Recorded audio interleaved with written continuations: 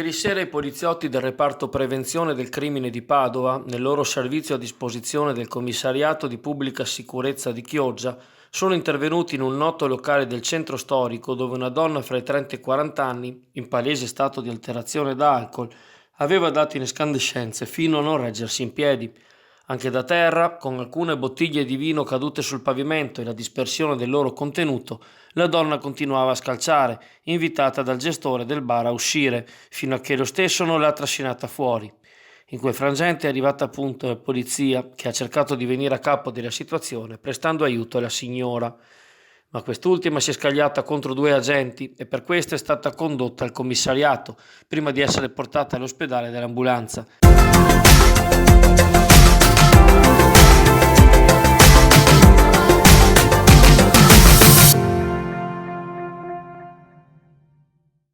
Non c'è preoccupazione nelle parole del direttore generale dell'Ulstre Serenissima Giuseppe Dalben, espresse questa mattina in conferenza stampa nella sede di Mestre, ma tanta attenzione e concentrazione a ogni aspetto della vicenda coronavirus, che le strutture affrontano quotidianamente la giornata senza poterne prevedere gli sviluppi. Non c'è stato un aumento esponenziale dei casi di coinvolgimento, ha detto Dalben, al tavolo con medici, biologi, responsabili infermieristici e il direttore amministrativo Fabio Perina. La direzione generale ha snocciolato alcuni dati: 1304 le persone testate, tra cui 600 dipendenti dell'ULSS e 700 esterni.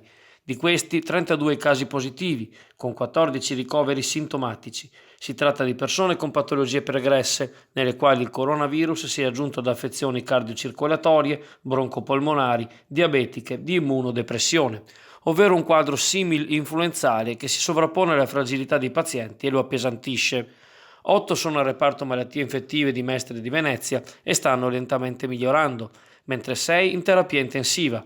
5 di essi sono in età avanzata e la loro situazione è stazionaria, quindi ancora preoccupante. Sono 15 infine gli operatori sanitari positivi seppur asintomatici, compresi i loro contatti o familiari.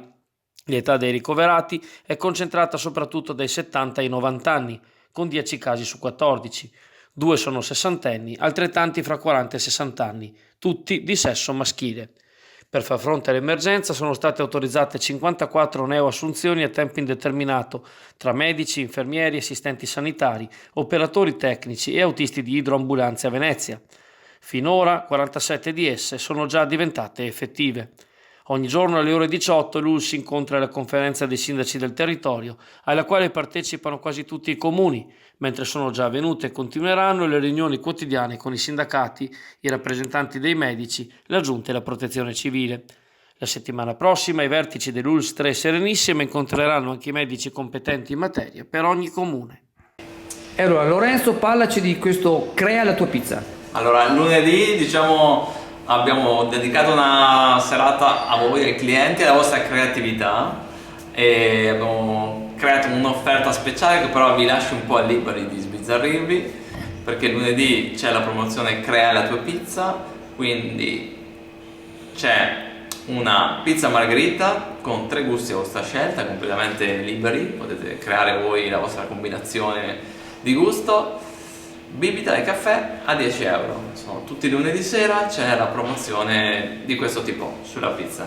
Quindi vi aspettiamo e vediamo cosa tirate fuori dal cilindro, che pizze ci create lunedì sera. È stato registrato ieri ad Adria il primo caso di positività nel Polesine al coronavirus.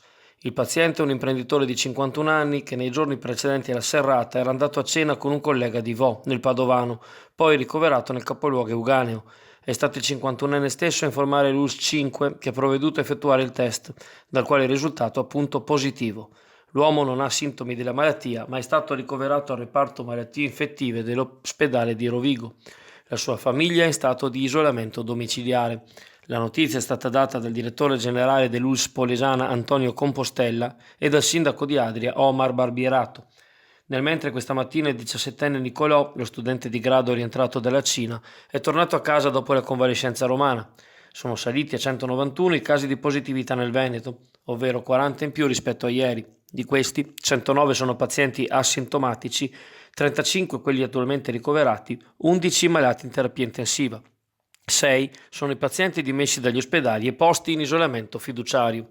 Il governo ha disposto intanto la sospensione dei versamenti di ritenute e contributi previdenziali per il settore turistico alberghiero in tutta Italia, dal momento che le attività ricettive hanno subito cancellazioni a lungo termine. Il ministro Gualtieri ha detto che le misure non si esauriranno a questo e sarà agevolato il fondo di garanzia per le piccole imprese, allo scopo di garantire loro più liquidità. Infine ancora non c'è il decreto che ordina la sospensione delle attività scolastiche in Veneto, Lombardia ed Emilia-Romagna anche per la prossima settimana. Lo si attendeva per stamane, ma non è ancora stato promulgato.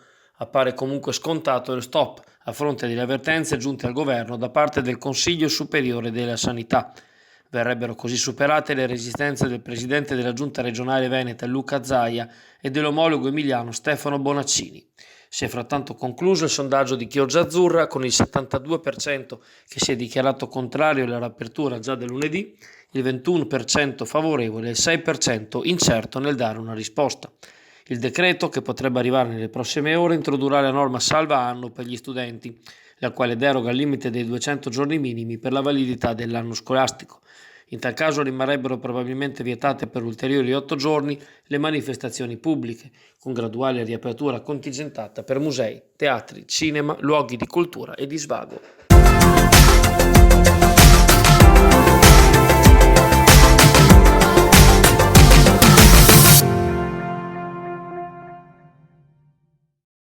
Il Ministero per le Infrastrutture e i Trasporti ha stanziato 69 milioni per la manutenzione ordinaria o straordinaria delle strade provinciali del Veneto. Il fondo fa parte dei finanziamenti per 1 miliardo validi in tutto il territorio nazionale. Tra i parametri considerati, ha detto il Ministro per i rapporti con il Parlamento Federico D'Incà, la consistenza della rete viaria, il tasso di incidentalità e la vulnerabilità rispetto a fenomeni di dissesto idrogeologico. Per quanto riguarda il territorio di Chioggia, la consigliera regionale del Movimento 5 Stelle Erika Baldin ha chiesto che venga allargato l'Arzeron. Forse la volta buona, si legge in una nota, perché è stato valutato anche il tasso di incidentalità, purtroppo molto alto lungo tale arteria. C'è da sperare che la città metropolitana si concentri sulle esigenze di sicurezza stradale dei cittadini, dal momento che le strade minori sono importanti per la percorrenza quotidiana dei lavoratori. Intanto il Comune ha approvato il piano delle asfaltature alle strade comunali dal 9 marzo al 30 aprile, con modifiche alla viabilità nei tratti di volta in volta interessati. L'impresa appaltatrice è la Bios Asfalti, con sede nel Bresciano, e sarà a sua cura provvedere, ove serva, al restringimento dell'area transitabile, alle eventuali istituzioni di sensi unici alternati di circolazione o divieti di sosta. La questione è oggetto di un'ordinanza firmata dal comandante della polizia locale Michele Tiozzo. In questo periodo sono in corso i lavori lungo la strada Madonna Marina, dall'ospedale fino a Viale Padova.